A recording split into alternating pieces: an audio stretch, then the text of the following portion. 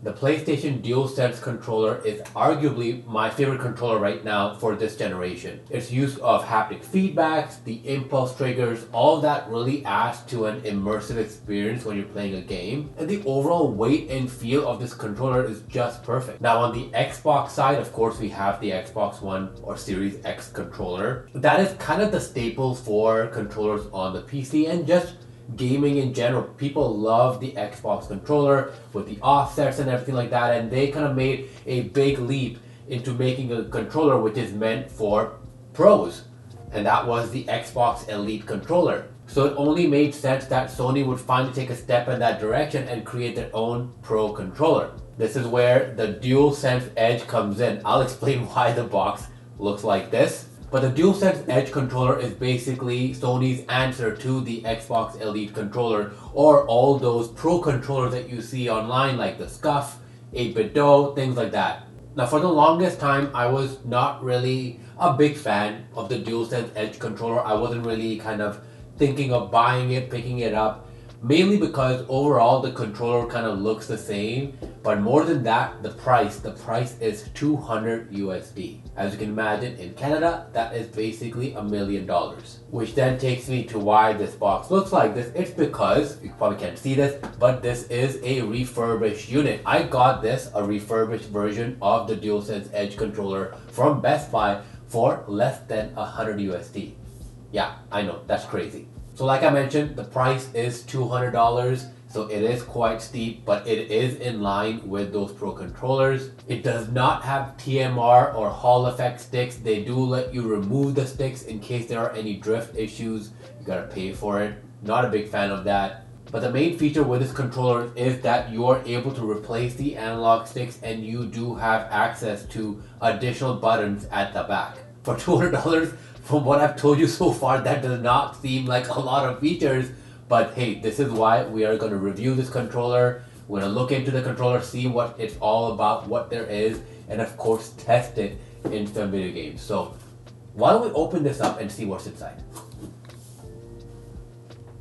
So here we have the PlayStation DualSense Edge. Of course, this is just the box, and as you can see here, it says it is refurbished. So this will be a good test to kind of see how these refurbished units are. So let's open it up. I did already kind of remove the tape. So it comes in this little cloth-like cover, which you can kind of tell it's a little bit mangled. So it's obviously has been opened, and there you okay. So that's the DualSense case itself, and I guess the DualSense will be inside this. Why don't we bring this to us? I mean, just kind of looking at the case, at least the case looks great. Looks like it was, or it is, in great condition. I'm gonna open this up. Okay, so we see the wire. I'm gonna bring this down. We see the wire up top there, as you can see. Well kept. And of course here is the controller. I'm just gonna put it to the side. Not too sure what this is for, but there's nothing inside. And we've got our back pedal buttons. Not too sure what this is. Like I said, there's no manual, so a lot of this will be me kind of guessing what certain things are. Oh, nice. So these are like the analog sticks, the various kind of, let me see if I can show that here. But okay, so these are like the same sizes. I'm assuming maybe these ones are different sizes. Yeah. So it's like different size analog sticks. You can kind of change it based on kind of what you need or what you want. Cool to have. They feel interesting, I will say that. All right, so here is the controller itself. Just kind of first look, and it looks good. Like I'm trying to like look for any kind of, you know, scuffs, things like that, and it's, I mean, it's really great condition for the price. So that's cool. These triggers do have kind of the things that we have seen with the 8-Bit Do controllers, where you can kind of choose the different levels. So this kind of goes all the way down. If I bring it to the middle, it goes down, but not all the way, but to the middle. And if I push it all to the bottom, it barely goes down. So that's pretty cool. I like having options like those. Analog sticks feel like analog sticks, like they kind of feel like how the current set of DualSense do. Again, like I'm really surprised by how clean and good they look. Buttons feel a little mushy, if that makes sense. Like, it's not bad, but it's mushy. I think that's the best way I can describe it. It will be similar to the DualSense. I'm just trying to like press it a few times. Yeah, because it will be like the DualSense. When I compare it to the 8-bit Do, they're a little bit more popped out and have kind of this mechanical, clicky feel. So, you know, to each their own, because I know some people don't like this, all that noise, stuff like that. And I do like the DualSense buttons in general, so that's good. And what about the D-pad? The D-pad is exactly like how a DualSense D-pad typically is. Of course, I'm a big fan of these arrowed, separated out D-pads because I like them for Metroidvania 2D games, but more importantly for fighting games. These always feel good. This is for the touchpad.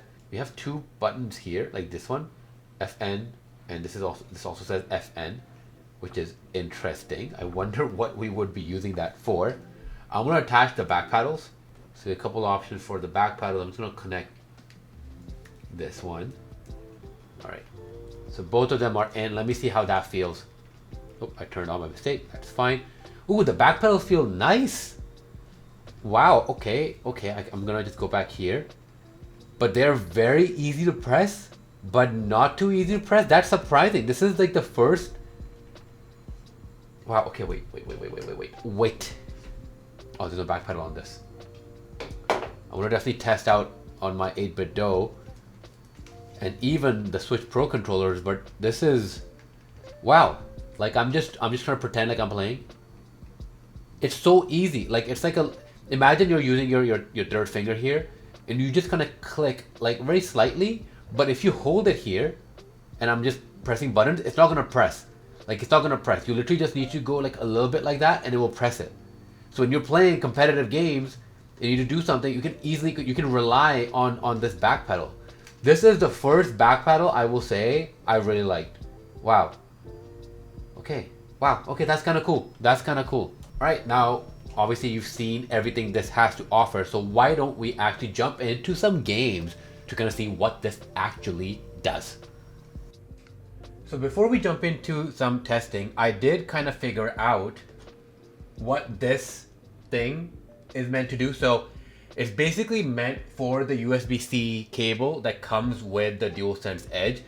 You essentially take it here and you kind of slot the USB-C part into this little latch, close it, and what this does is you can now connect this directly into your DualSense Edge like this, and then lock it in. So that USB-C cable is locked in, and you know, it's a kind of good way to play wired, which I know a lot of professional players prefer. And it also basically makes sense since you want low latency, you know, no input lag, anything like that. So it's a good way to kind of make this the pro standard for gaming on a controller. Okay, so we're here with Black Ops 7. We're gonna jump into some multiplayer.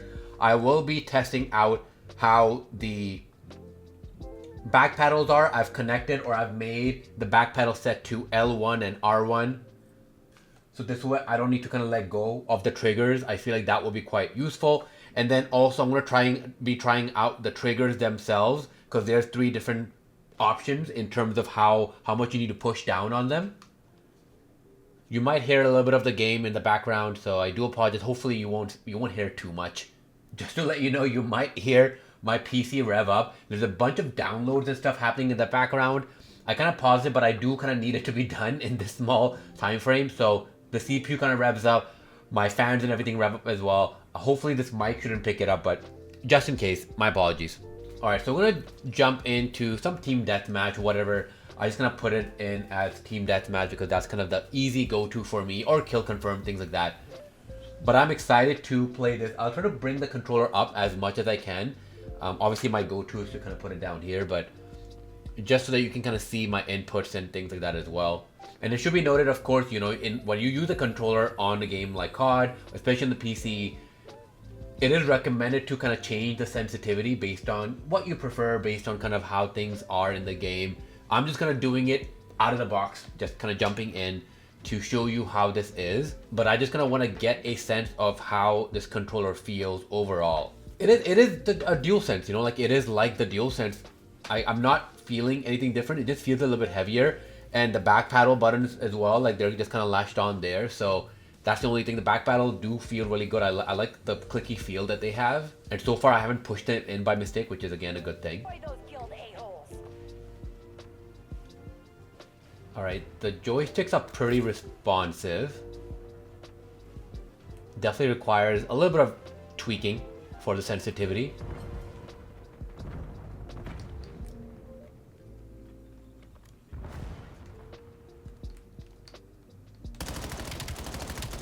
Oh my god, that's more me. Honestly, that's more me. That's not the controller, I'll say that.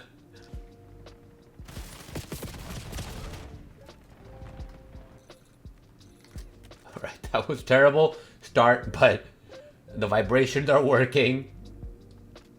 It is taking me a second to kind of get used to the analog. I won't lie, it's not as easy as I thought it would be to kind of get used to it. Just like the precision, I guess, is a little bit more challenging than I thought it would be. It's a little bit hard to kind of... Yeah, like I'm missing a lot on this. Like this is... It's definitely a skill thing. But I have been playing a bunch of this on my... I have been playing quite a bit of this on my 8-bit DualSense as well, and I do feel it's just a sensitivity thing, right? Like sometimes it's just the way the sticks are. Those are TMR sticks. The dead zones are probably set to something else with that one on its own. Oh my god. Yeah, this is not a good look on me right now. Oof, I cannot. What is happening? Yeah, I just can't seem to like keep the aim at it. I just have to get used to, I guess, like the sensitivity on these sticks. But why don't I just also try... Alright, I just use the back pedal. Yeah, the back pedals are quite useful in these situations. I do kind of like that I don't need to let go of the triggers. And the clicky feel of the back pedals are amazing. I do like the way they feel. Oof, okay. Alright, I'm getting the hang of it now. It takes a second to kind of get used to what this controller is set to with the sensitivity. We're winning, but not because of me for sure. That guy has crazy aim. The buttons then all feel really good. You know, like jumping and the sliding, everything is extremely responsive. I do wish it had some of the trigger stuff that we typically see on the PlayStation.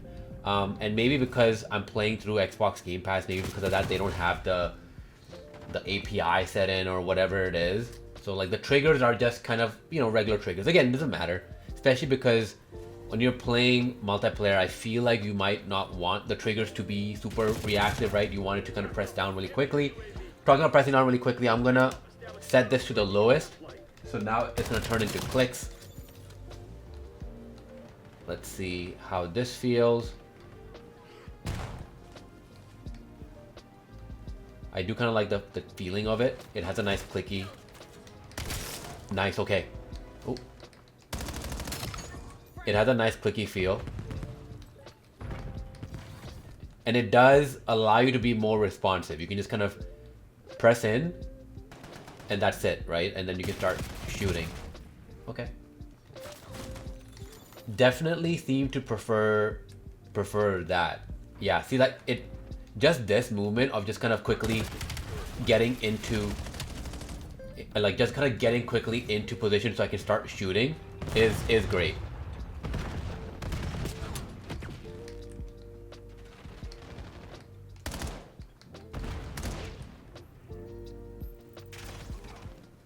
Like I really like that.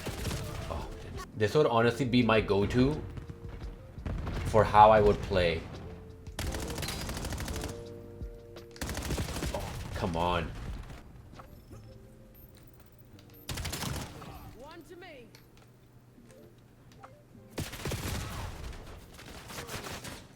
Yeah, I really like the clicky feel of this once you're gonna like turn those triggers on or put it to a point where you don't have to click that much. Because the DualSense controllers, in my opinion, have a very long feeling of like the travel when you click on the triggers. So anything to kind of reduce that, I feel like will be quite important for any type of, you know, competitive play. All right, I'm getting the hang of it. I'm getting the hang of it. Oh, ran out of bullets. Spraying a little bit, but all right. Oh wow, this person was just standing there whilst I was looking at my stats. Not very good stats. But yeah, like I said, like I think I am liking this a lot more. Oof. As you can tell, just this movement, like what you're seeing right now, just that kind of like moving it really slightly, you really have to be so precise. And I don't know if I had to do that on the DualSense or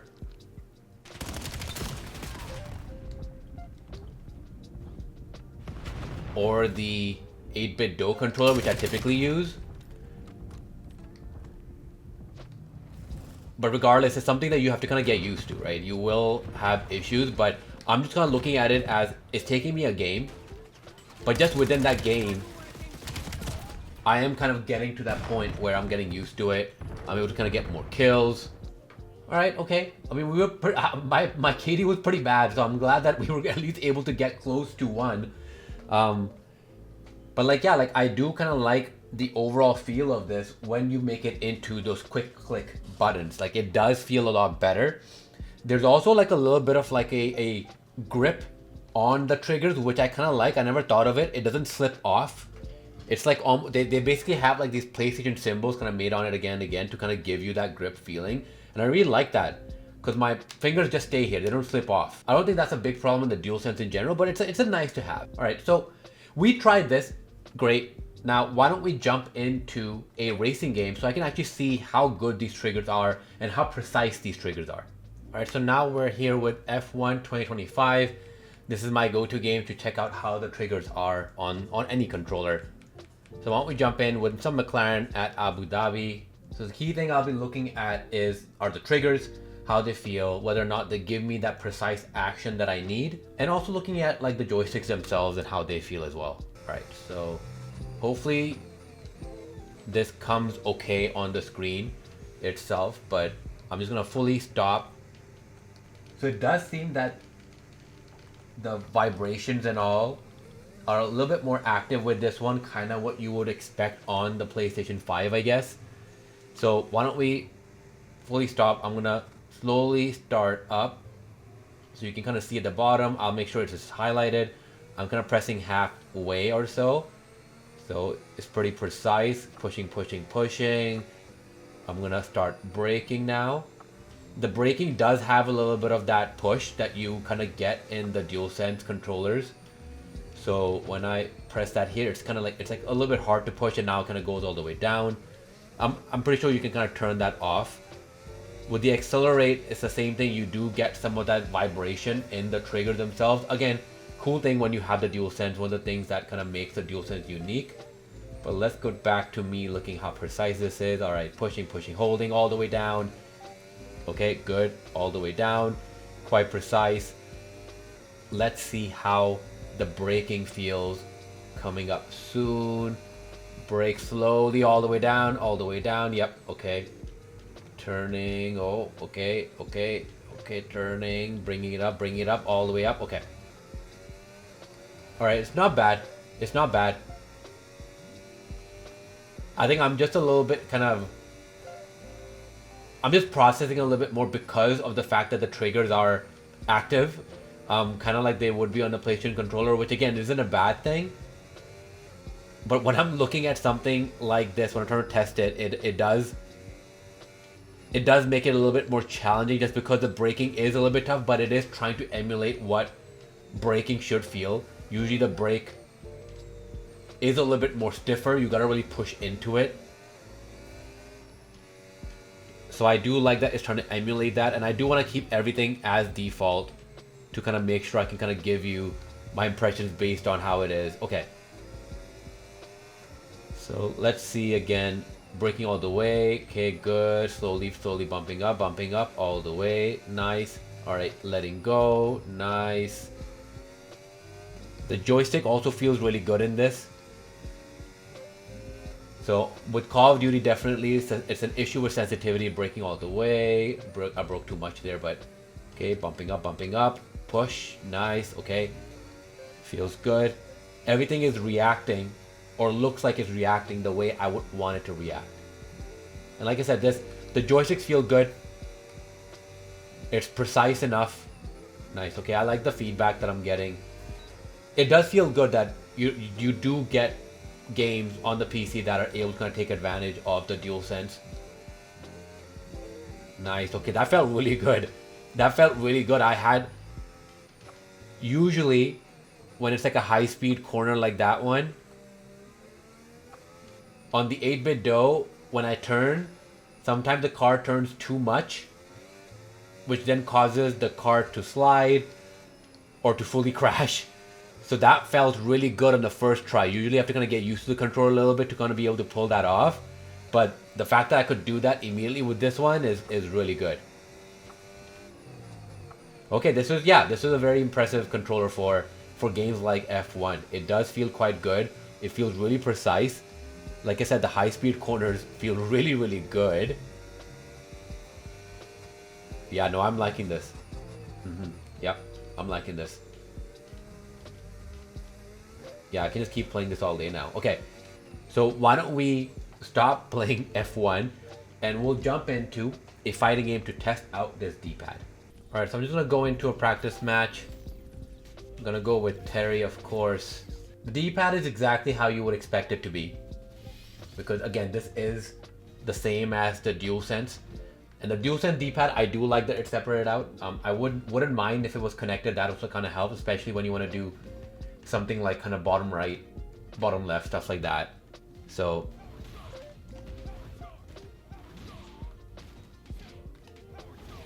all right, let's see. Okay, yeah, I always test this move. This is kind of my go-to move to test out, to make sure I can do it. I'm trying to do, oh no, that's not that one. But again, I do like that we have the back paddles, so you can kind of use it for, you know, different things that you want to put in. You can't put macros or anything like that. You can't put, you know, specific inputs. But when you are fighting, if you do want to kind of have something ready like the L1, R1, or even square, triangle, whatever it is, and put in the back paddle as you're kind of doing a move, this could be quite useful, especially in a more professional setting. Obviously, I'm not like, you know, really fighting against someone. I am just kind of testing this out. But even the triggers, I'm gonna make the triggers all the way at the bottom because I feel like for a fighting game, the clicks are a lot better. So with this, you have the kick, and yeah, like this is, you know, we can just kind of look at my things really quick. The back paddles, right? You can kind of use that as well, pretty quick. Like if I'm like this, I don't even need to kind of press it too much. You're seeing me kind of move my finger so I can kind of relay to you that I'm pressing it. But, you know, this is kind of normally how it is. It's pretty seamless. I really do like it. Now, would I choose this over an 8-bit DualSense? No, I do like the clicky nature of the 8-bit DualSense controllers. This is just a DualSense controller. Like I said, like nothing's really too different. But if you are someone that kind of likes these triggers, you are someone that normally plays fighting games with the DualSense, this is a great control to kind of use that, especially these triggers. I like that you can kind of make these triggers into these little clicks. And of course, these back paddles. These back paddles, in my opinion, are a little bit better than the 8-bit DualSense 2 Ultimate ones. Those ones, you do have to kind of press it a little bit more, or it just doesn't feel as seamless to press. Whereas in this one, yeah, no, I really like it. This is a good controller for, like I said, serviceable. It does what it needs to do in a fighting game. So now with this done, why don't we move over to the PlayStation, try out single player games, and also see how this works on the PS5. It is a PS5 controller. All right, so now we're here with my PS5. We have connected the DualSense Edge to the PS5. You basically have to just connect the USB-C wire into the PS5, kind of like the regular DualSense controller as well. Once you turn it on, it connects. That's it. It's wirelessly connected now. So why don't we first jump in? I just want to show you the main settings that are available for the DualSense Edge. Now you need these settings to be able to transfer it over to when you're playing on the PC. When it comes to the back paddles, any adjustments you make to the controller itself. When you first connect your controller, you do get a pop-up to kind of go into settings if you want. I'm going to show you how to get there on your own. And I do apologize for the ring light. This is just the best lighting I could get here. And I will move the camera around so that you can kind of see what I'm doing. All right, so when you go into settings and then drop down to accessories, you will then see a DualSense Edge wireless option pop up in the settings itself. So when you go in there, there's a lot of options. There's custom profiles, receive feedback when switching profile, function menu, brightness of the controller indicators.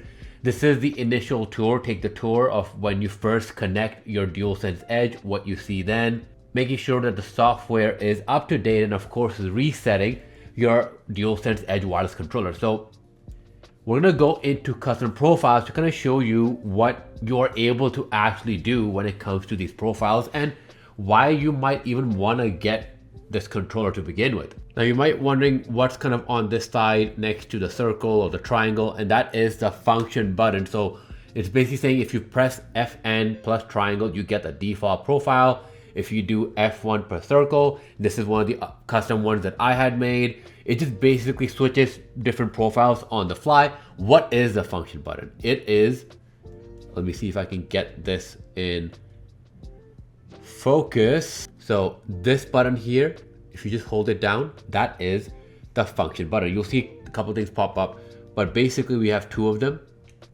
and you can assign these buttons to do different things that you want.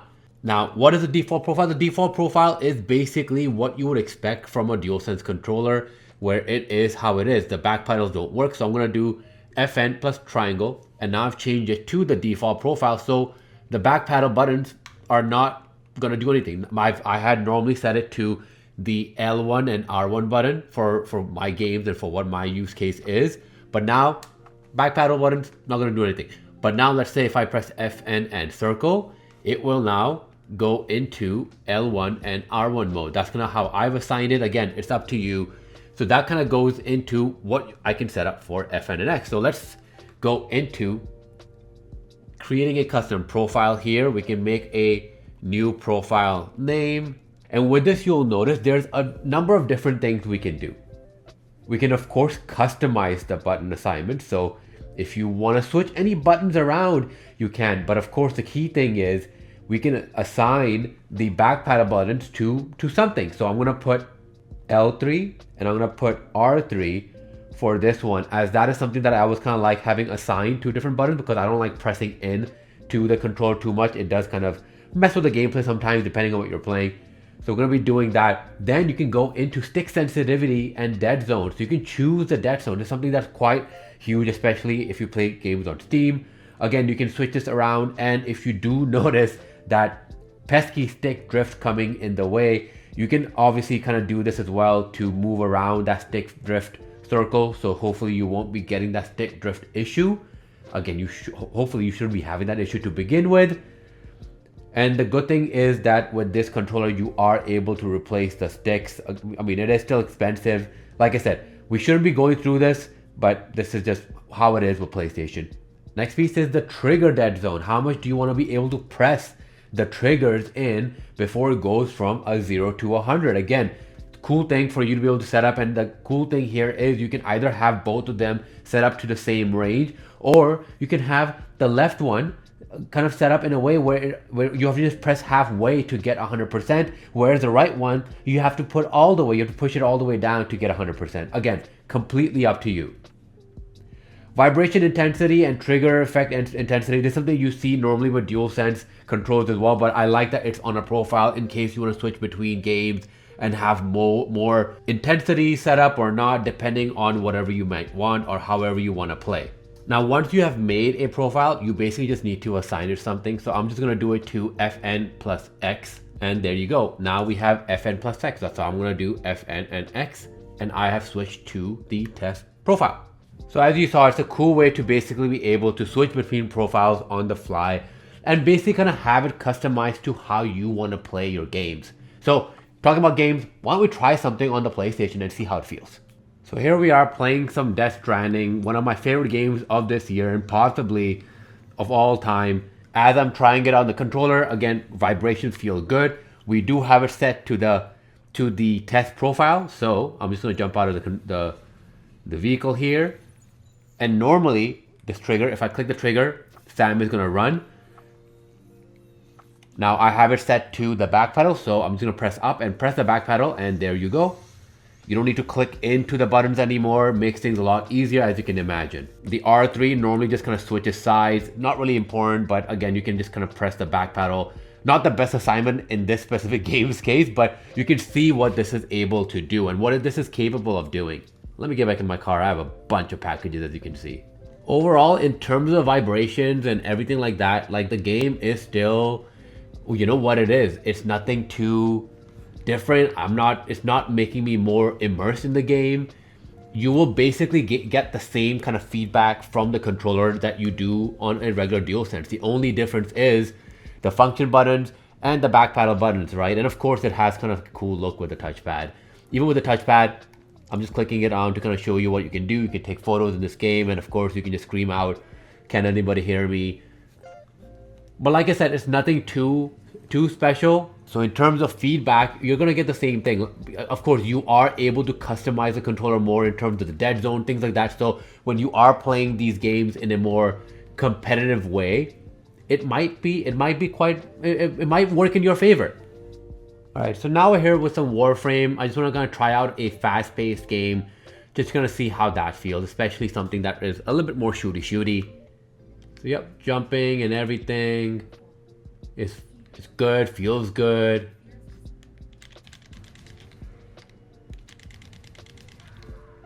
Yeah, I mean, the gunplay is good. The cool thing is, of course, when it comes to any DualSense or when it comes to playing PS5 games on the PS5 itself, a lot of games do take advantage of the triggers, a lot more than the PC, even though there are a lot of games on the PC that are able to take advantage of the triggers and of course the haptic feedback. So that way I will say, of course, everything is a little bit more enhanced. Same thing as a regular DualSense. So don't think that this will all of a sudden give you more immersion in any way. It'll basically be the same thing. I feel like once you get used to certain controllers, especially like 8-bit Do and the TMR joystick, especially their sensitivity, sometimes these ones, like the ones that are not TMR or Hall effect joysticks, do feel a little off sometimes. Like it just feels so jumpy to me. I mean, you kind of saw that before as well when we were playing Call of Duty, and I'm kind of noticing that here too. But overall, like I said, this is like more of like a single player / multiplayer game with PvE elements, so it's not necessarily something where I would be too concerned about that. But if you are someone playing online, you do really have to kind of get all of those settings dialed in. Like I said, this has the option to kind of go in, mess around with the dead zone, sensitivity, stuff like that.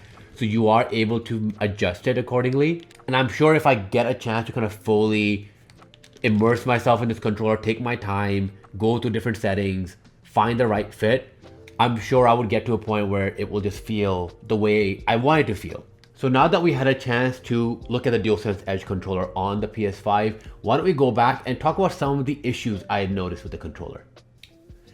So when it comes to the joystick themselves, we have a couple of options. Now growing up, I used to buy those Control Freak joysticks that you would attach on top to, you know, up my game, because I thought that would make me like a professional player or something. What is it now?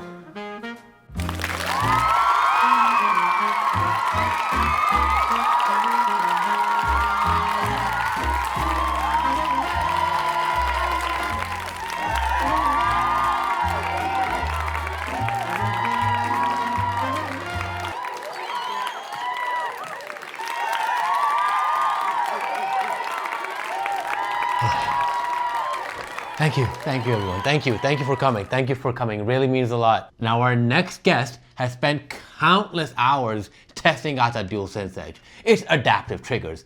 but hasn't found anything that can adapt his hairline forward. Aman isn't worried about stick drift. He's worried about forehead drift. You know, he might be reviewing too many products when his hairline starts buffering. Now please welcome Aman, the man, the follicle challenge reviewer himself. Please. Now let's get into it then. So let's talk about the price. $200. 200. Are you?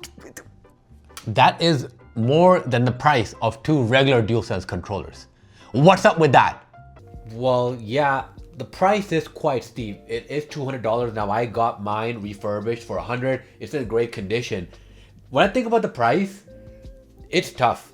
Now $100 I can justify for what this offers. You know, you have the back paddles, you have the trigger switcher thing, so you can kind of change the amount it goes down or up. The ability to change the joysticks to make it more adaptable to your thumbs or how much height you want it, things like that. And of course the function keys to be able to change the macros according to what you want the back paddles to do. Like for that, I can see it being more than what a regular DualSense costs, which is around 70 USD. So you're getting additional features for those additional $30. But the controller costs $200. It goes on sale quite a bit and it's around $170 or so right now with the Black Friday and the Boxing Day sales. So it's still quite steep, especially when you consider that 8BitDo is kind of changing the market and what it can do at a very low price. I mean, even my 8BitDo Ultimate 2C, it has additional buttons on top. It has Hall effect joysticks, so it's not like the PlayStation DualSense where you are getting the regular joysticks that do get drift. An awesome D-pad, and this was around 35 Canadian dollars, so that's like pennies in USD. Now sure, you can't switch over the joysticks in that one. There's no back paddles. It has additional buttons at the top, and there are some features missing, but again, you're getting a lot for such a small amount of price. So you are at the end of the day paying for the PlayStation branding. Now when you're gaming, one of the main things you care about is battery life. How does it stack up against a regular DualSense? With the regular DualSense, it has around 1560 mAh battery. I don't know what that unit is called, but we'll just say mAh. Whereas this one has 1050 mAh battery. What that means is that the regular DualSense is supposed to last between 8 to 12 hours. I know that's kind of a joke because it doesn't really last that long either way. For this, as you can imagine, because they've added all this extra doodad, the battery life is not as good. So you're paying more money for less battery life.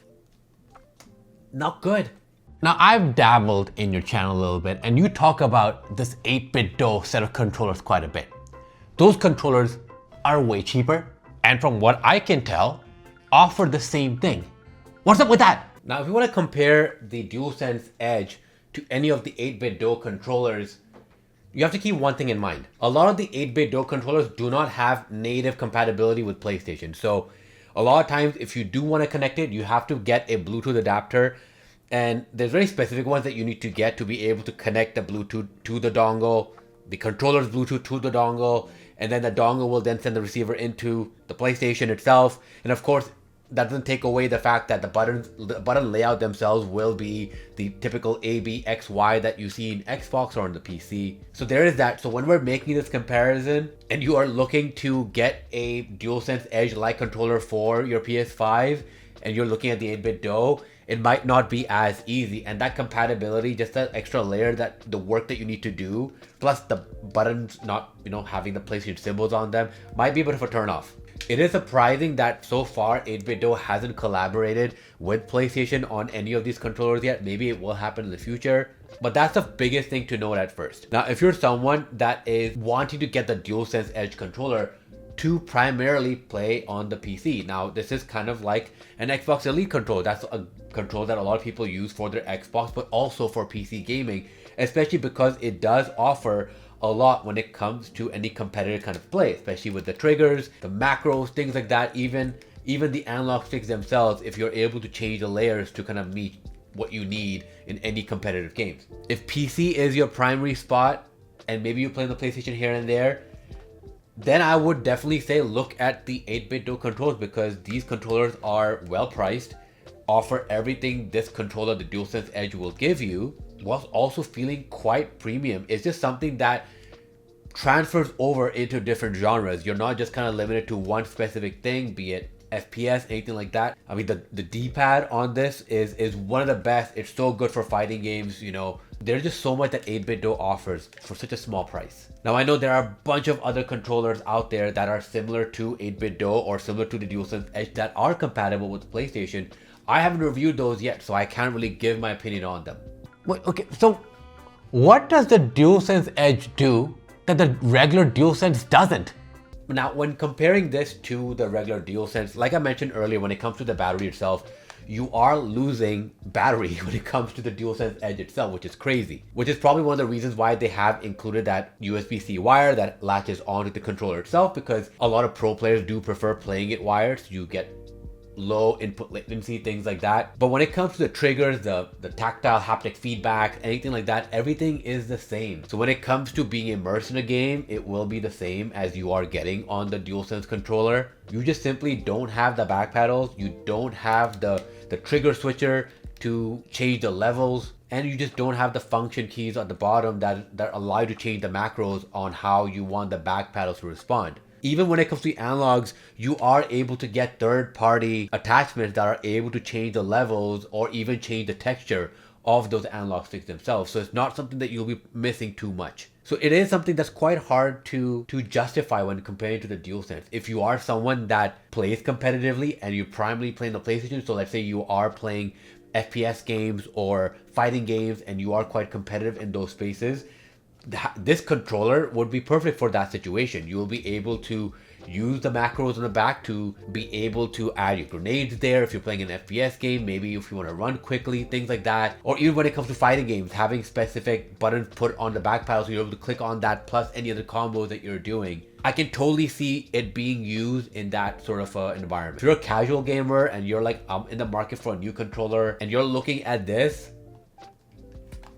the DualSense is not bad. Compelling arguments. You know what? Back to you, Future Chrome Dome. Play me out. Why you keep picking up my hair?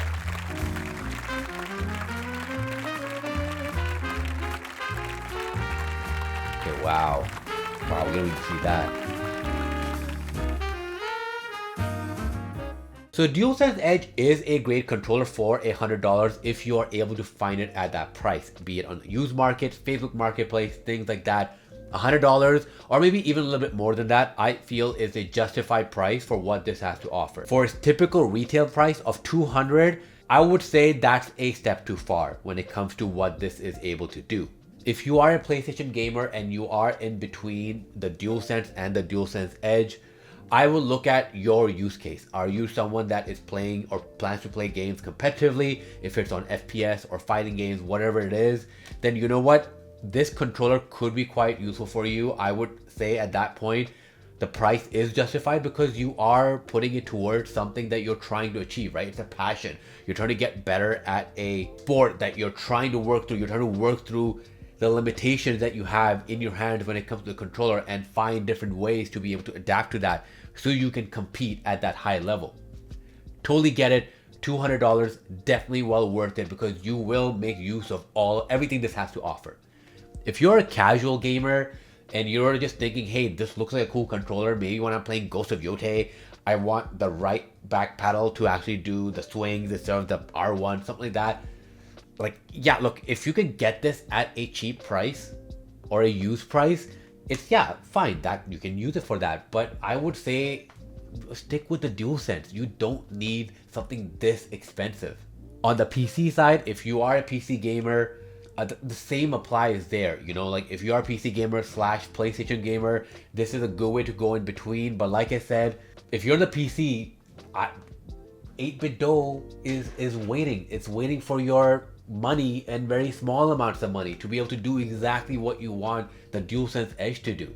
Plus, compatibility wise, you don't have to worry too much when it comes to 8BitDo because with the DualSense, there's not a lot of games that use the PlayStation symbols on the PC. So it's a hit or miss. Some of them do, but some of them don't. Whereas when it comes to anything Xbox related, you know all the symbols and compatibility wise, it will work from the get-go. I got this for $100 because it's refurbished. And I love it. Like, I will be using this for my PlayStation anytime I turn my PlayStation on, and if possible, I will use this on the PC for any games that are able to use it. But like I said, I got this for $100.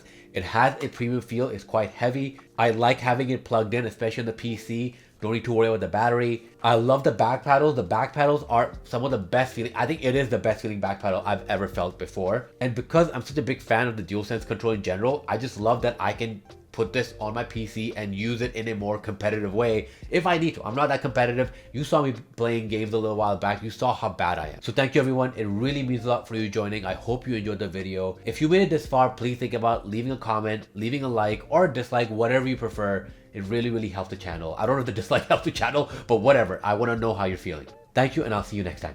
Bye.